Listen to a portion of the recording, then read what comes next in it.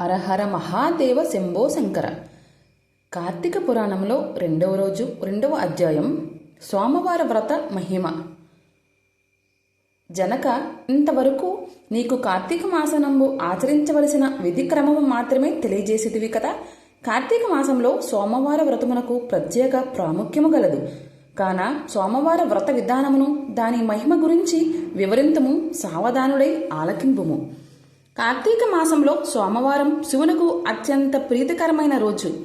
ఆ రోజున స్త్రీ గాని పురుషుడు గాని ఏ జాతి వారైనా గాని రోజంతయు ఉపవాసం ఉండి నదీ స్నానము చేసి తమ శక్తి కొలది దాన ధర్మములు చేసి నిష్ఠతో శివదేవునకు బిల్వ పత్రాలతో పూజ అభిషేకం చేసి సాయంకాలం నక్షత్ర దర్శనం చేసిన తర్వాత భుజింపవలేను.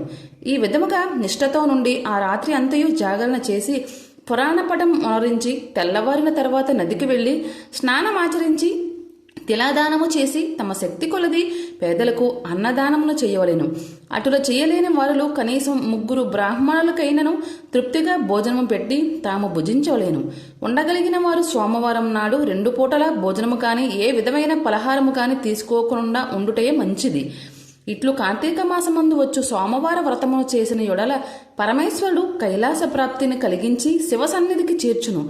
భర్తలేని వితంతువు సోమవార వ్రతమును ఆచరించి శివపూజ చేసినచో కైలాస ప్రాప్తియు, విష్ణు పూజ చేసినచో వైకుంఠ ప్రాప్తియు నొందును. దీనికి ఉదాహరణముగా ఒక ఇతిహాసము కలదు, దాన్ని నీకు తెలియజేసేదను, శ్రద్ధగా వినుము. కార్తీక సోమవార ఫలముచే కుక్క కైలాసము వందుట. పూర్వకాలమున కాశ్మీర దేశంలో ఒక బ్రాహ్మణుడు కలడు. అతడు పురోహిత వృత్తిని చేపట్టి తన కుటుంబమును పోషించుకుంటూ ఉండెను. అతనికి చాలా దినములందు ఒక కుమార్తె కలిగెను. ఆమె పేరు స్వతంత్ర విష్ణూరి.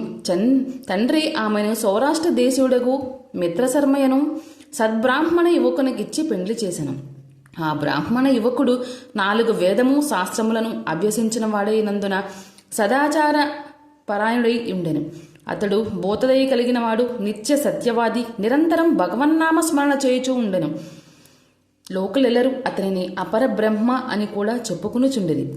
ఇటువంటి ఉత్తమ పురుషునికి భార్య అగినటువంటి నిష్ఠూరి యవ్వన గర్వంతో కన్ను మిన్ను గానక పెద్దలను దూషించుచు అత్తమామలను భర్తను తిట్టుచూ కొట్టుచూ రక్కుచూ పరపురుష సాంగత్యం గలద్యై వ్యభిచారిణి అయి తన ప్రియులు తెచ్చిన తినుబండారములను బట్టలను పువ్వులను ధరించుచు దుష్టురాలై తిరుగుచుండగా వంశమునకు అప్రతిష్ట తెచ్చుచున్నదని అత్తమామలు ఆమెను తమ ఇంటి నుండి వెడలగొట్టిరి.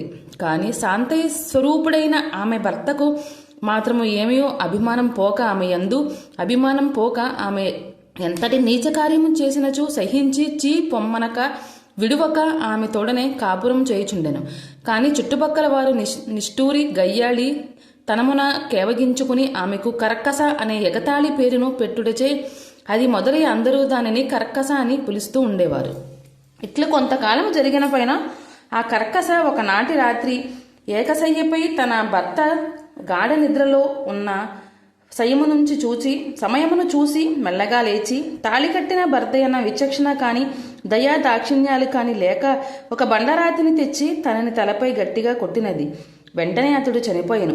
ఆ మృతదేహమును ఎవరి సహాయమో అక్కర్లేకనే అతి రహస్యముగా దొడ్డిదారిన కొనిపోయి ఊరి చివరనున్న పాడినూతిలో బడవేచి చెత్తా చెదారములతో నింపి ఏమయో ఎరగని దాని వలె ఇంటికి వచ్చాను. ఇక తనకు ఏ ఆటంకములు లేవని ఇంకా విచ్చలవిడిగా సంచరించుచు తన సౌందర్యమును చూపి ఎందరన్నో క్రీగంటనే వశపరుచుకుని వారాల వ్రతమును పాడు చేసి నానాజాతి పురుషులతోడను రమించుచు వర్ణశంకరురాలయ్యను.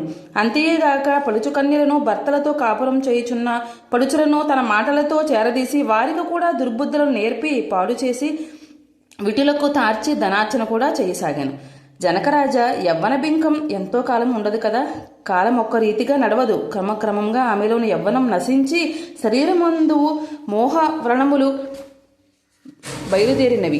ఆ వ్రణముల నుండి చీము రక్తము రసీకరట ప్రారంభమయ్యను. దానికి తోడు శరీరమంతయు కుష్ఠువ్యాధి బయలుదేరి దుర్గంధం వెడలుచున్నది. దినదినము శరీర పటుత్వం కృషించి కురూపి అయి భయంకర రోగములతో బాధపడుచున్నది. ఆమె యవ్వనములో నుండగా ఎన్నో విధాల తృప్తి కలిగించిన విటులు ఏ ఒక్కరూ కూడా ఇప్పుడు ఆమెను తొంగి చూడరైరి. ఆ పరిసర ప్రాంతానికి వెళ్లిన యొడల తమ నిటులైనా పలకరించునని ఆ వీధి ముఖమైనా చూడకుండిరి. కరక్కసేదుల నరక బాధలను అనుభవించుచు పురుగులు పడి కొంతకాలమునకు చనిపోయినది. బ్రతికిన వాళ్ళు ఒక్కనాడైనా పురాణ శ్రవణమైనా చెయ్యని పాపిష్ఠురాలు కదా. చనిపోయిన వెంటనే భయంకరులైన యమభటులు ఆమెను తోలుకుపోయి ప్రేతరాజు యముని సన్నిధిలో నుంచగా యమధర్మరాజు చిత్రగుప్తుల వారిచే ఆమె పాపపుణ్యములను జాబితాను చూపించి, భటులారా, ఈమె పాపచరిత్ర అంతెంత కాదు, వెంటనే ఈమెను తీసుకువెళ్లి ఎర్రగా కాల్చిన ఇనప స్తంభమును కట్టబెట్టుడు అని ఆజ్ఞాపించను. విటులతో సుఖించి నందులకు గాను యమభటులను ఎర్రగా కాల్చిన ఇనప స్తంభమును కౌగులించుకోమని చెప్పిరి. భర్తను బండరాజుతో కొట్టి చెప్పినందుకు గాను ఇనప గదులతో కొట్టిరి. పతివ్రతలను వ్యభిచారులుగా చేసినందుకు సలసల కాగిన నూనెలో పడవేసిరి. తల్లిదండ్రులకు అత్తమామలకు అపకీర్తన తెచ్చినందుకు సీసము కరిగించి నోటిలోనూ చెవుల్లోనూ పోసి ఇనప కడ్డీలను కాల్చి వాతలు పెట్టిరి. తుదకు కుంభీపాకమును నరకములో వేయగా అందు ఇనప ముక్కలు గల కాకులు, విషసర్పాలు, తేళ్లు, జర్రులు కుట్టినవి.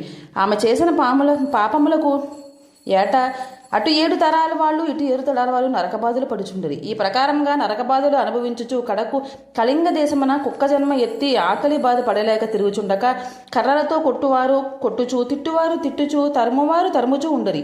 ఇట్లుండగా ఒకనాడు ఒక స్తోత్రియ బ్రాహ్మణుడు కార్తీక స్వామివారం వ్రతము ఆచరించి ఉపవాసము ఉండి సాయంత్రం నక్షత్ర దర్శనం చేసుకుని బలి అన్నమును అరుగుపై పెట్టి కాళ్ళు చేతులు కడుగునొట్టుకై లోనికేగిన సమయమున ఈ కుక్క వచ్చి ఆ బలి అన్నము తినెను. వ్రతానిష్టాగరిష్ఠుడైన విప్రుని పూజా విధానంతో జరిపించిన బలి అన్నం అగుట చేతను ఆ రోజు కార్తీక మాస సోమవారం అగుట చేతను ఆ కుక్క రోజంతయు ఉపవాసంతో ఉండుట వలెను శివపూజ పవిత్ర స్థానమైన ఆ ఇంట దొరికిన ప్రసాదం తినుట వలెను ఆ శునకమునకు జన్మాంతర జ్ఞానము ఆవిర్భవించెను.